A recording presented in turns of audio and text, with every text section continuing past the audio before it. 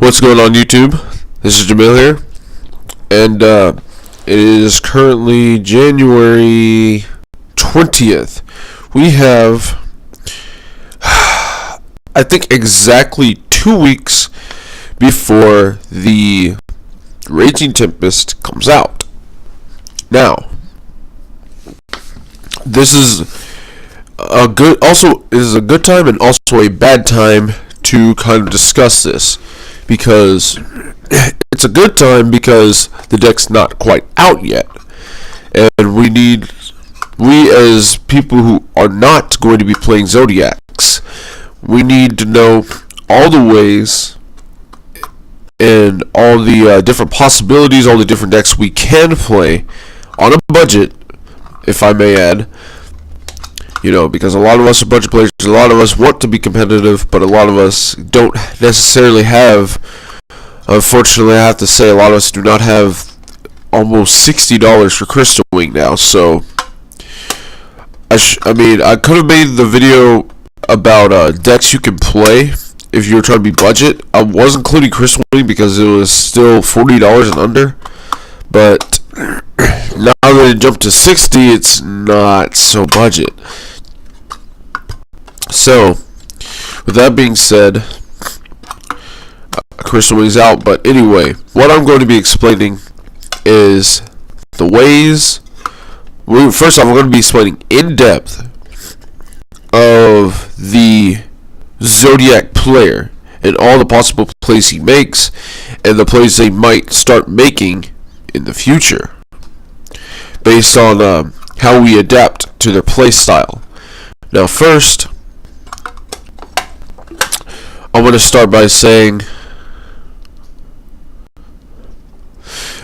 if you guys referred back to my last video, I said that hand traps were by far the best counter we had against them, and that is kind of true. It leaves them with a weaker field than what they would anticipate, and it gives us a fighting chance to fight back and not worry about all the insane advantage that they could have netted that first turn.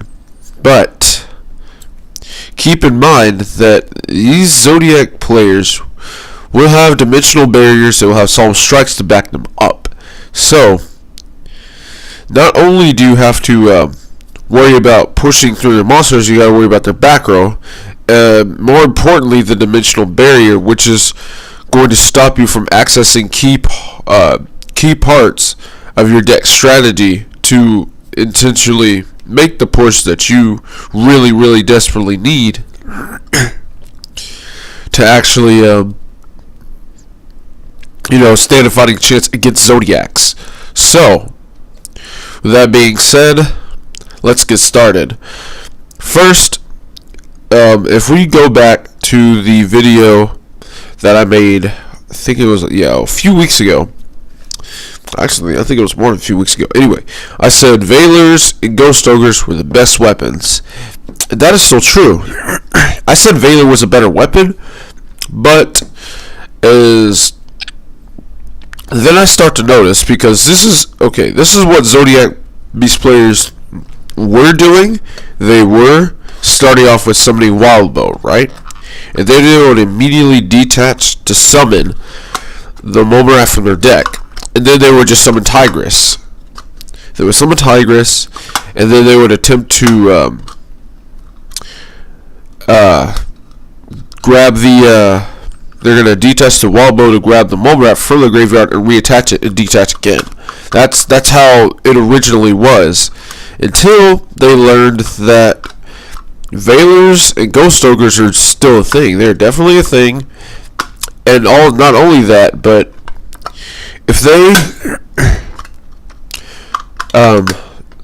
Maxi was also a thing. So if they went into Wild Bow and they detached to summon the Momorat and they got Maxi, they were put in a super awkward spot. Now, what people are doing now is they're summoning Wild Bow and they're just going straight into Tigress, no detach. They're just going straight into Tigress, no detach. That puts you in an awkward spot at this point, because if Tigress detaches the wild bow to summon a mole rat from the deck, and you Veiler, that's fine with them. They would just summon Broad Bull or Bullhorn, whatever you want to call it. Effects are no longer negated. They would detach to summon mole rat. Then they would detach Search, and then they would summon Drancia and detach for mole rat again. And you essentially accomplished nothing, and you lost a card out of your hand that you could have used against maybe the rank 4 that they were going to summon. I don't think they were going to summon Emerald, but who knows. Anyway, if you do have the Veiler in their hand, and you're caught in situations like this, the absolute best thing you can do is just Veiler the Bullhorn, because yeah, they may summon a mole rat off Tigress, they may summon Bullhorn, or they may summon the Drancia and summon mole rat off of that. But if you Veiler the Bullhorn, they don't get the search.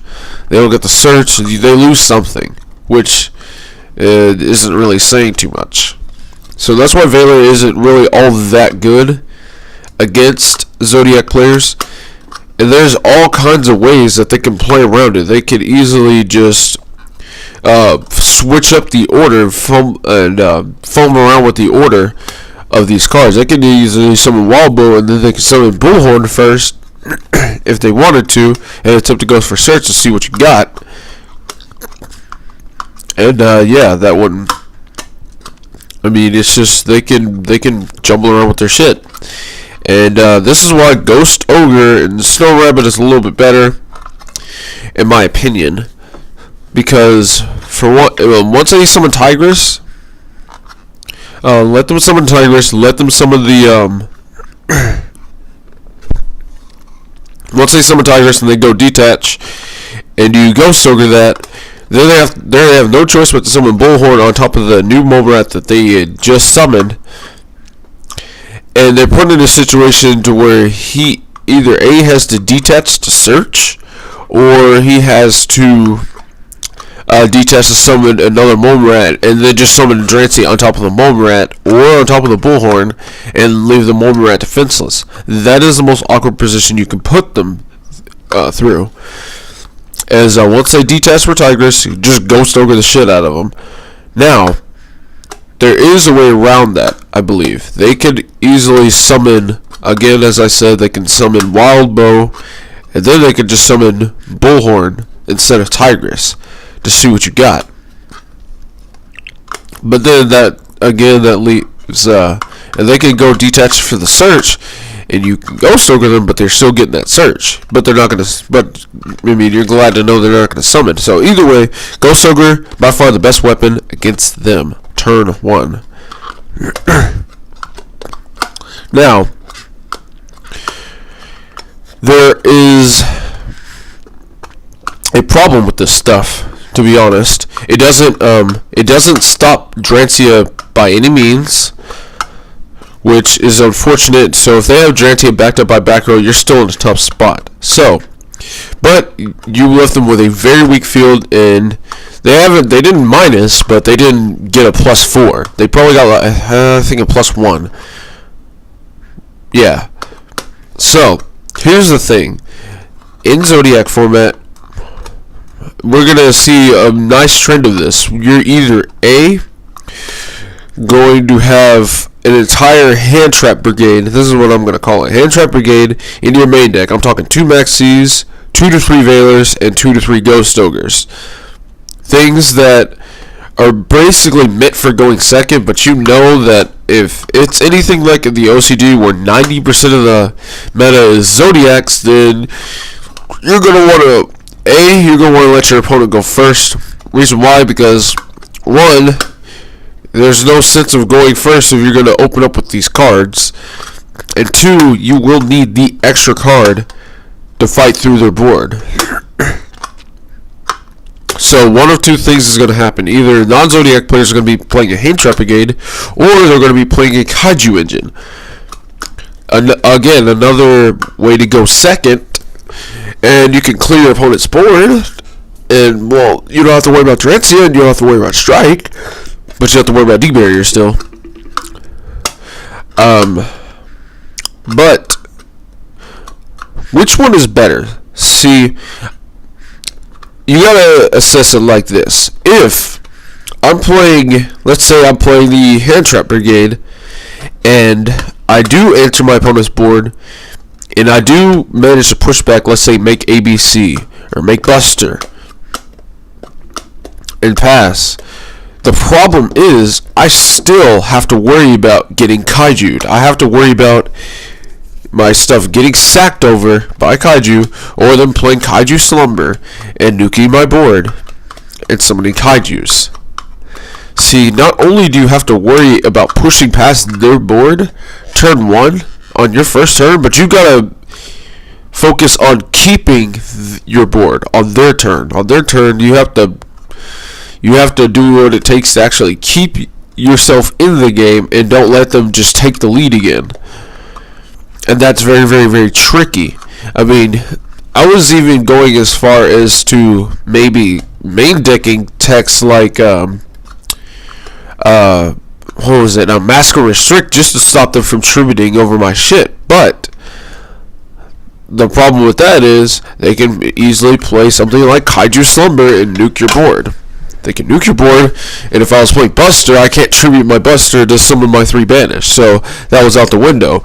Emptiness is another good option, but you can't put all your eggs in one basket on an Emptiness, because Emptiness is a limited card. It's limited, it's at 1. Your chances are you're probably not going to draw it. Now, you could try something like Vanity's Fiend, but first off, that will require you to go first, and you're not going to always go first. Second, you have to blow past your opponent's board, and then somehow still have your normal summon left over to summon the Vanity's Fiend. So that's very, very, very difficult in itself. So yeah, that left a difficult choice. So the better option is to play a Kaiju engine. If you play a Kaiju engine, and let's say you open your Kaiju Slumber, you can nuke your opponent's board, and you can put a big ass Kaiju on your board and a Kaiju on their board. Yeah, you don't have to worry about the strike or the D barrier, because the Kaijus aren't affected by both. You can set up your board, and you don't have to worry about your opponent playing Kaiju Slumber in return, because you have a Kaiju on your board. You don't have to worry about your opponent sacking over your monsters. Sacking over your monster to summon a Kaiju, because you control a Kaiju. Remember, each player can only control one Kaiju on the board. If you already control one, then you've essentially stopped the entire Kaiju problem altogether. So you can keep your boss monster, you can keep your Buster, you can keep your Ignisters or whatever, your Crystal Wings, you can keep them all, which is a good thing. This is a good way to fight against the Zoodiacs. Now, number 2, if we're going first, how do we fight? How do we potentially fight off against the Zodiac matchup? Now, it's relatively easy if you can keep your back row safe. Again, Twin Twisters are definitely a card being run.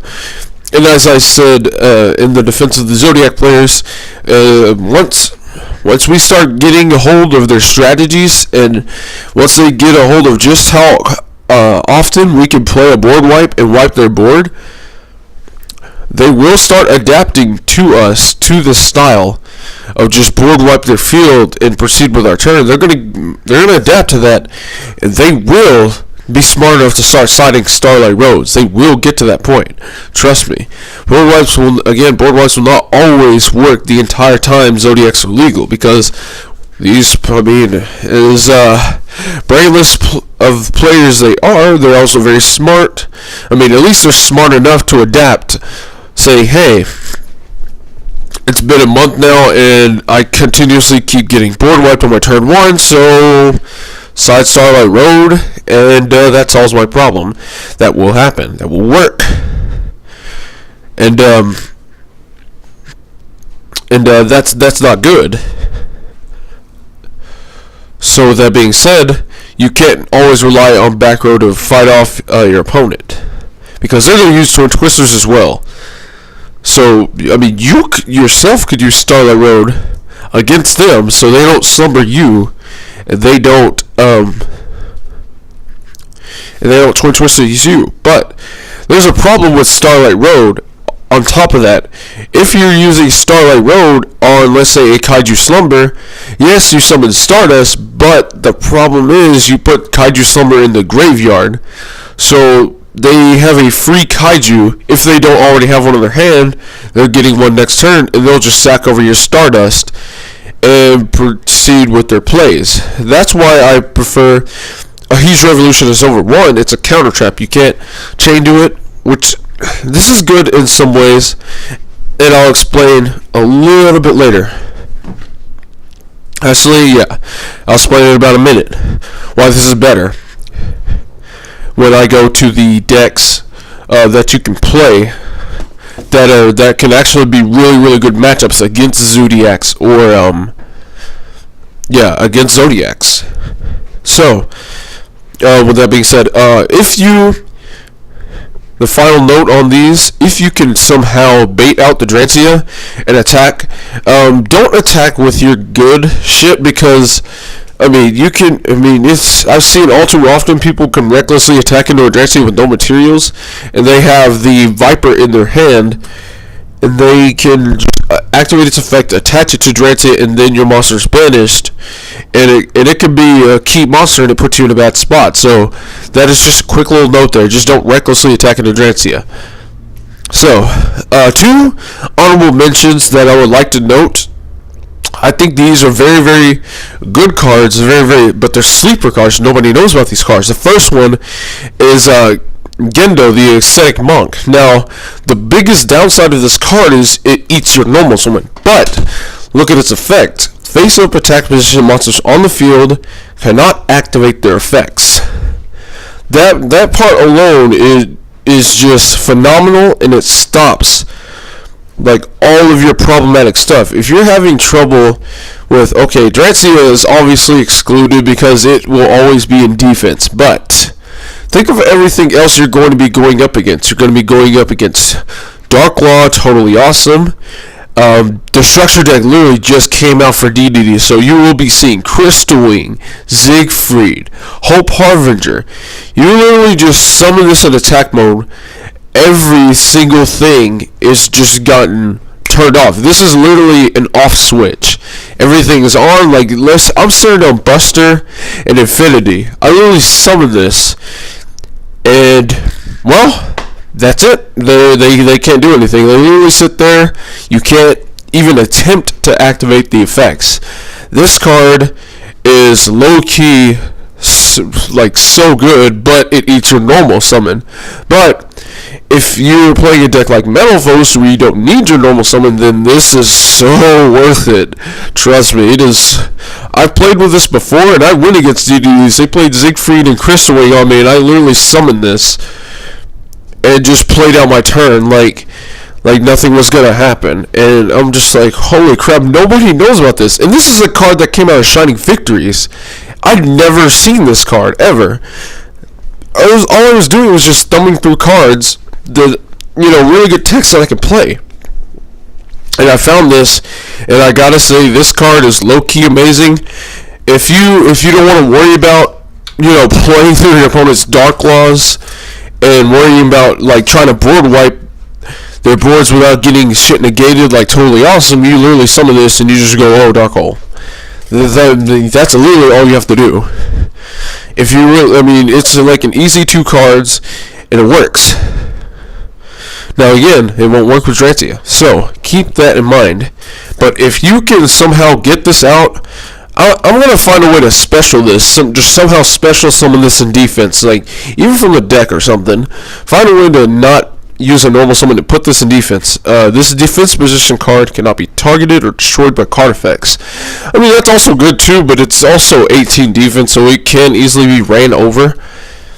But if you go first and you play this, and if you're playing Metalphos and you penalty summon this in defense, your opponent is literally going to have to summon everything in defense just to have their effects go through, which means your stuff isn't getting punched over. You're not going to get yourself punched over in the face. You're not going to get steamrolled, which means you now have a chance to make your push, to make your stand, which this card is just, again, it's amazing, but it eats your normal summon. So keep that in mind. The next card, if you are having trouble with back row, if you're having trouble with Dark Law, totally awesome. Paleozoics, soon to be Zoodiacs, because they're using traps too. Denko Seka, I mean, yeah, it's still kind of budget, but it eats your normal summon, and if the Denko dies, I mean, all the traps are still there, but you got a card like this, Holding Legs. Look at this. It's literally a walking giant Trinade. If you summon this, you can bounce all set spell traps on the field to the hand. Both players, if I may add, if you really need that back row. And when it's in the graveyard, you can banish it to target a set spell or trap, and your opponent can't activate that card until the end of your opponent's next turn.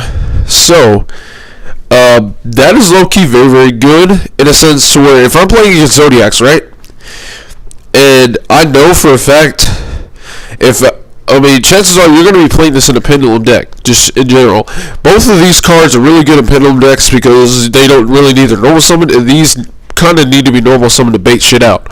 So, if I normal summon this, and I attempt to activate the effect to bounce everything, and my opponent flips over Solemn Strike to keep his back row, then you have essentially solved the biggest problem that Pendulums have, and that's getting Solemn or getting your summon negated.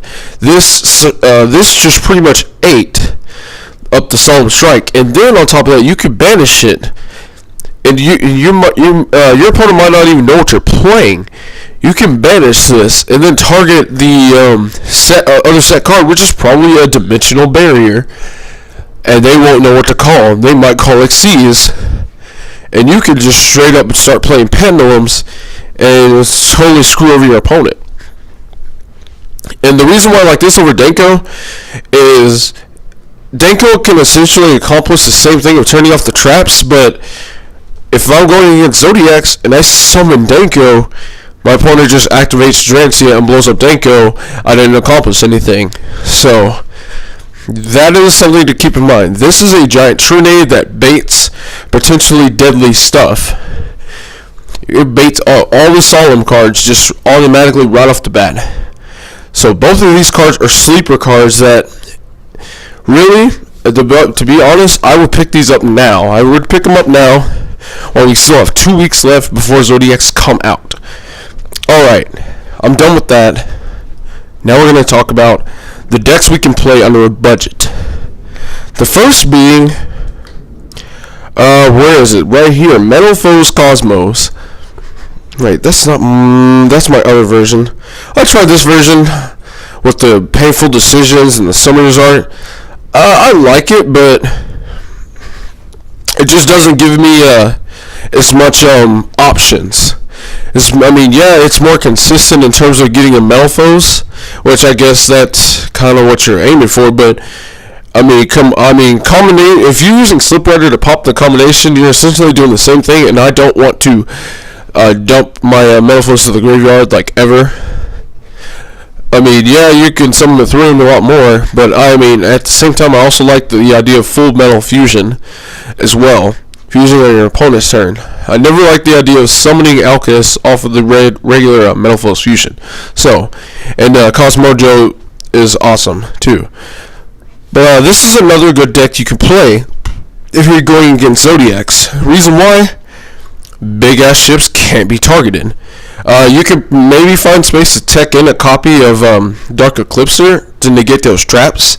That could work, but all in all, against Zoodiacs, it's like, again, be aware that they could have Viper in their hand, so don't recklessly swing into their stuff. And they keep in mind also they do have access to lightning, so that's also a potentially deadly card too. Actually, a lot of them don't even have space for it. I've seen the deck space that they can take up. But yeah, ships is good in a sense to where not only can they not be targeted by the Zoodiacs or the Castells or any of that, but if you go for a panel with someone, you summon a bunch of ships, and you get striked, they're gonna float. They're just gonna float, and they didn't get anywhere. They still got to deal with ships. They got to deal with pilots, and it's just so hard to deal with Cosmos. Like, I mean, yeah, Dr. Shore is at 1, but again, it's the Cosmo Town that makes it so stupid because you just keep recurring resources, and you keep drawing cards, you keep getting mulligans, just keep rehanding. This is great. I mean, you got Tin Can, the best pilot. You're just going to dump everything. You're going to call one of them. You're going to cause Mojo, some more stuff. They just lose advantage very quickly if this deck manages to go first.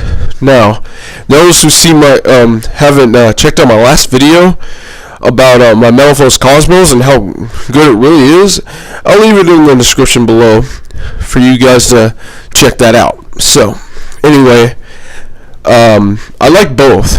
I like both versions. It all depends on you, on which one you want to play. But yeah, that's that. You can play Metalphos Cosmos because Cosmos can't be targeted, and also there's a lot more options. You got a lot more playability. So if you are under a dimensional barrier and they call like Pendulum, you got ships and all that, they're not negated, you're still good to go.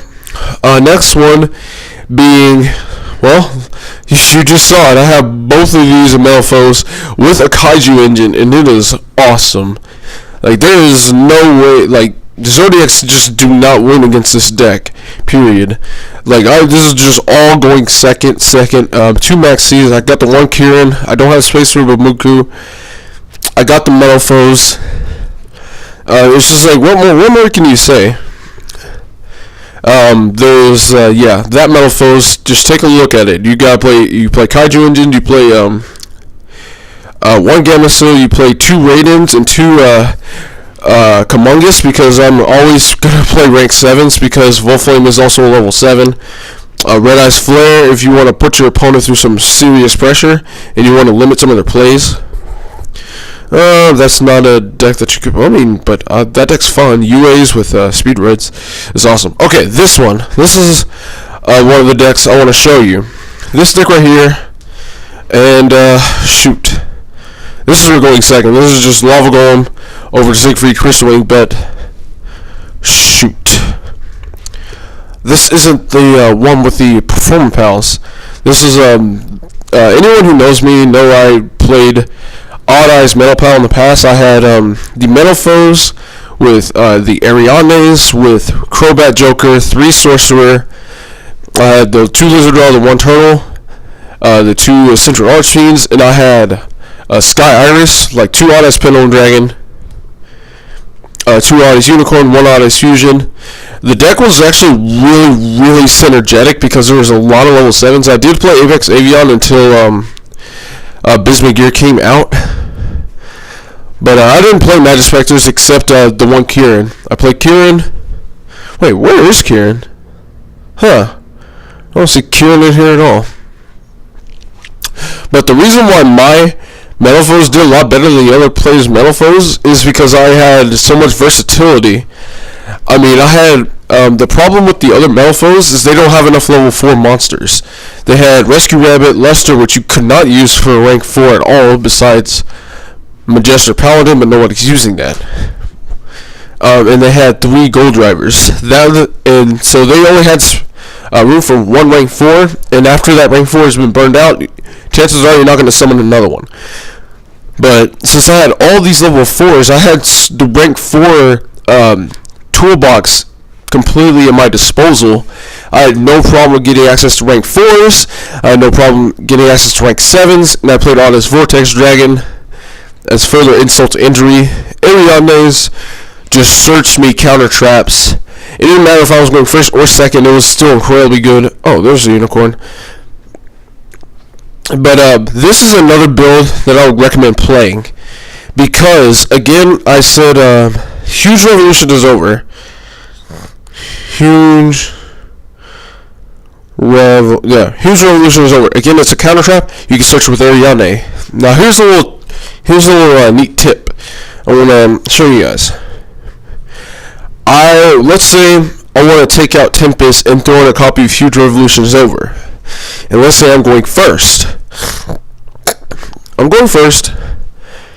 And well, when I go back to the other build, these are coming out, and I'm gonna put these three in place for Huge Revolution is over. And when you pop in Ariane, what you want to do is you want to go warning, strike, Huge Revolution is over. Chances are they're probably going to read this because they haven't seen it in a while. And if they read this and they give you a warning or a strike, they'll let you know that they have a board wipe in their hand. Either it's going to be a Slumber, a Dark Hole Raigeki, or a Twin Twister. Keep that in mind. It might be Twin Twister. And if they give you any of the Solemn cards, that means they don't want you to have access to this card right here. They don't want you to have it, and they're going to give you the other thing so they can feel free to Twin Twist you or board wipe you. So once you blow up Ariane the second time, which you will guarantee do every single time, then you can reveal 3 Huge Revolutions, and they got no choice but to give it to you. You now have some protection from your back row has protection now, which means your opponent has to play very carefully in case they have kaijus or whatnot. But if you don't want to use all 3, then I would just take out the one Tempest and throw in Huge Revolution, and see from there. And if they still pick pick your Solemn, yeah, that kind of sucks. But game 2 or game 3, then you can side in the other 2 and make sure that you have access to one. So there's that. So there's 2 ways you can do that. And Lava Golem for Crystal Wing, Siegfried, or any other problematic things, it's good for going second. It's like, why would you use Maxi if you're not going second, to be honest? So that's another deck you can play. Where is it? No, not that one. What was this? Let's play Late Silix. There it is. There's my Odd Metal Pals. Take a look at it. It got the whole Perform Pal engine. You got 2 counters because counter is really good with Pendulum Sorcerer. The point of this deck is to... Wait. Why is there Magic Specters in here? Let me go and take out these Magic Specters.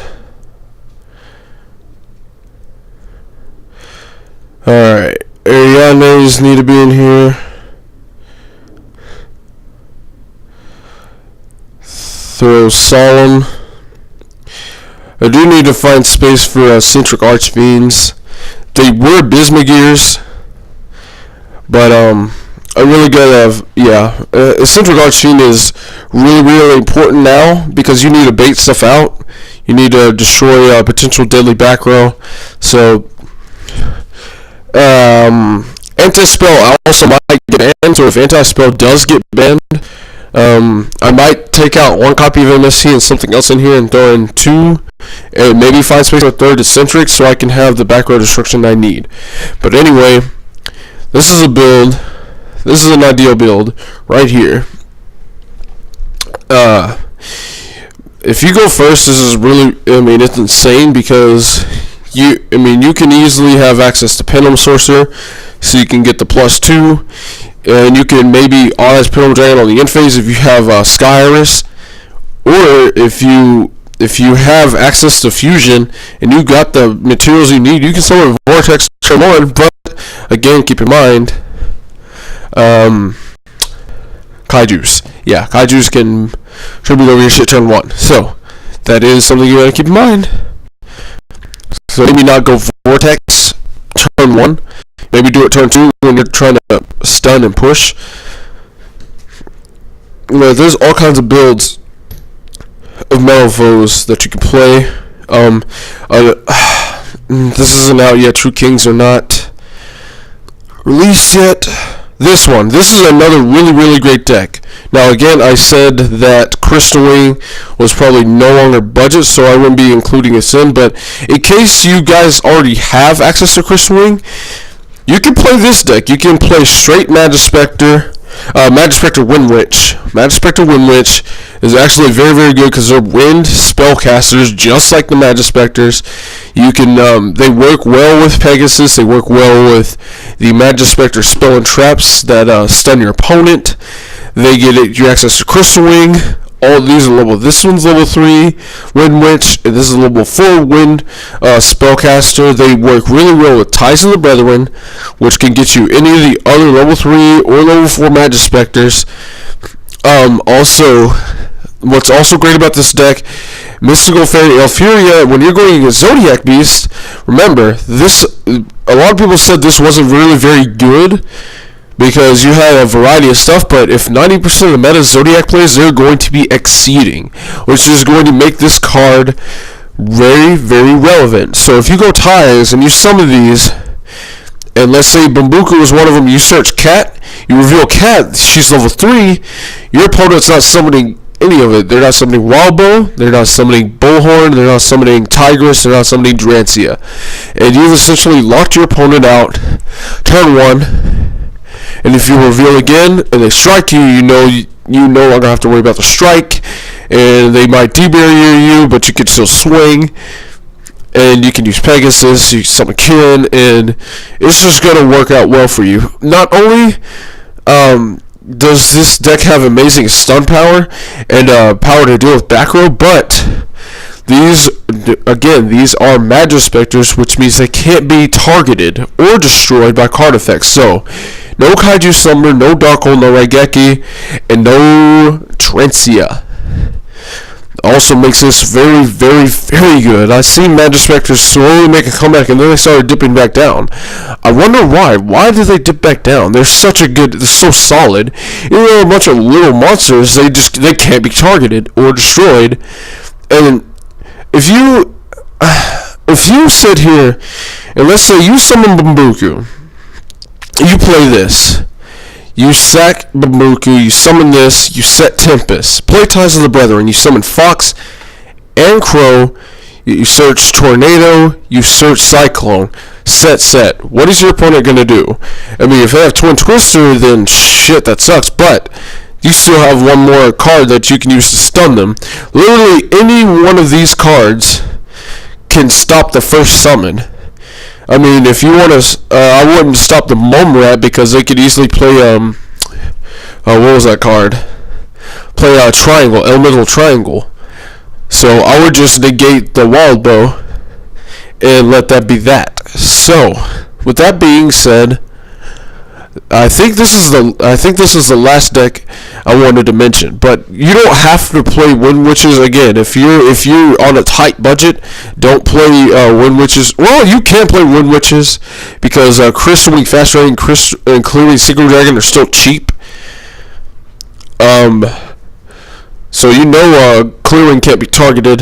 Fast Dragon is a Pendulum, which is also good, but it's a level 7. There's no scale 8s in here, I don't think. There's a scale 7, but that's not going to work. If you can find space for a scale 8, if you got really, really good scale 8, then you got it. Then you feel free to go for that. If you have stuff for Lord Omega, then go and use that too. But let's move on here. Let's go and see. Yes. I forget which national or which festive tournament it was, where most players were Zodiacs, and this took it. This deck right here took the championships. This is barrier statues. Only use water. Earth is no longer relevant because again, Zodiacs are Earth. You play these Thunder Kings. If you have Desires is now $40 now, which is awesome. I really hope it continues to go down. So, I already know why it's going down. It's because a lot of these decks that are coming out, they're so combo-based heavy, and you need multiple copies of the same card for a lot of them. True Kings, you don't want to banish any 2 copies of any True King, period. You don't want to banish a single Momorat. You don't want to banish any of your single Glass Bell or Snow Bell Wind Witch. See, Desires was okay back now, because we got decks where it's okay to banish 2 copies of Sea Crush Wyvern, and it's okay to banish 2 copies of Lamia, because all you need is 1 for a lot of these decks right now. All you need is 1 to make your combos, but now we're moving to a phase where you need 2 of the same monster to do something, if you catch my drift. So that's why Desire is going down. Carter Demise, still cheap. It's $16 right now, I believe. Strikes, it's not that cheap, but it might go down if it gets hit by the ban list. Storming Mirror Forces is very cheap. Warning, cheap. Force Back is freaking awesome. That was just a tech mine. Quaking Mirror Force, it's not cheap. For spell trap card, it's not cheap. But you can get it for $15 if you're good enough. Bribes and Huge Revolution is over. Really good because, again, this doesn't make Kaiju Slumber live from the graveyard because it banishes the card. And all in all, this deck right here is also really good. So if you want to be an asshole, which I recommend, be an asshole to these Zodiac players, play barrier statues. So, yeah. Let's see, is there any more? Yes, right here. If you don't want to play any Kaiju engines in a deck, you can play a Kaiju variant of a deck. Play Grado Kaijus. Grado Kaijus are still a very good deck. It wasn't very good back when, because you had things like White Spirit Dragon, ABC Buster Dragon constantly banishing everything. And what I mean by that, I mean this field spell right here. But if your opponent is playing Kaijus in their Zodiacs, this can help you out because they're going to give you Gamma Seal, and you're going to have a lose a turn on board. Everything's going to be in defense. You got a Gamma Seal that's just going to be negating everything, and your opponent's going to regret ever giving it to you. Not only that, you got Kaijus of your own. You can actually use Thunder King to remove 3 and turn off every single thing on the board. Your opponent can't activate anything. All the effects are negated. You can attack 3 times.